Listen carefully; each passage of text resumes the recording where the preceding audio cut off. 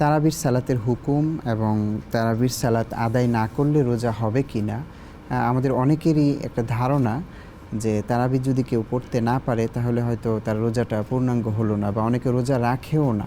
তারাবি বলতে আরবি শব্দ রাহা থেকে এসেছে, মানে আরামদায়ক নামাজ।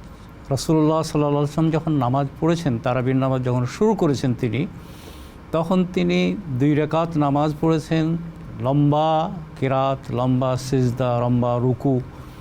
এরপরে 2 রাকাত পড়ার পরে অনেকক্ষণ বসে থেকেছেন, তারপরে আবার তিনি শুরু করেছেন। এইভাবে তারাবি শুরু হয়েছে। তখন এটা এসেছে কি আরামদায়ক নামাজ, বিশ্রামের নামাজ। এরপরে এইটা আসলে পড়ার কি হুকুমটা কি? জি, এখানে জমহুরুল উলামাদের মত হলো যে এটা সুন্নাহ, এবং কিছু কিছু আলেম বলছেন এটা সুন্নাতে মুআক্কাদা। যেহেতু রাসূলুল্লাহ সাল্লাল্লাহু আলাইহি ওয়াসাল্লাম পড়েছেন, সাহাবায়ে কেরাম পড়েছেন, তাবেঈরা পড়েছেন, এবং এখন পর্যন্ত মুসলিম উম্মাহ এই সালাতটাকে আদায় করে যাচ্ছেন। এজন্য এটা অবশ্যই তাকিদের পর্যায়ে, মুআক্কাদার পর্যায়ে পড়ে। রাসূলুল্লাহ সাল্লাল্লাহু আলাইহি ওয়াসাল্লাম ইরশাদ করেছেন, মান সামা রমাদানা ঈমানান ওয়া ইহতিসাবান গুফিরা লাহু মা তাকাদ্দামা মিন যামবিহি ওমান কামা রমাদানা ঈমানান ওয়া ইহতিসাবান গুফিরা লাহু মা তাকাদ্দামা মিন যামবিহি। এখানে 2টি বাক্য।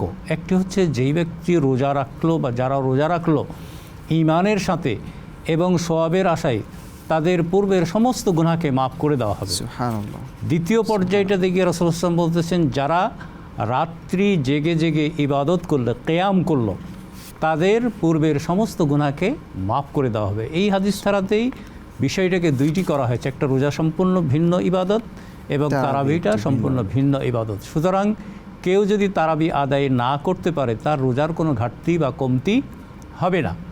এবং এই জন্য অনেকে ভুল করে বলেন যে না, আমি তো রোজাই রাখতে পারি না, তো তারাবির কি পড়ব, বা এরকম উল্টো কথাটাও বলে যে তারাবি পড়তে পারলাম না, রোজা রাখলাম না। সম্পূর্ণ ভিন্ন ইবাদত, এবং আপনি যেটা আদায় করবেন রমজান মাসে, যেটাই আপনি আদায় করবেন সের জন্য অনেক সওয়াব। তারাবি যদি কেউ আদায় নাই করে তার কি গুনাহ হবে, বা এটা না, গুনাহ হবে না। এই ব্যাপারে সব আলিমরা একমত যে কেউ যদি তারাবি না পড়ে তাহলে তার গুনাহ হবে না। কিন্তু রমজান মাসটা তো হচ্ছে নেকি কামাইয়ের মাস, যে হাদিসটা আপনি আমরা বললেন। সুতরাং এখানে আমাদের সবারই চেষ্টা করতে হবে, আমি সারাদিন রোজা রাখলাম, না খেয়ে থাকলাম, না পান করে থাকলাম, আমার কামনা বাসনাকে পরিত্যাগ করলাম, আর আমি কয়েক রাকাত তারাবি পড়তে পারবো না, এটা তো কেমন যেন হয়। এবং তারাবি যারা রোজা রাখেন তারা যদি তারাবি না আদায় করেন মনে কিন্তু স্বস্তি পান না। জি।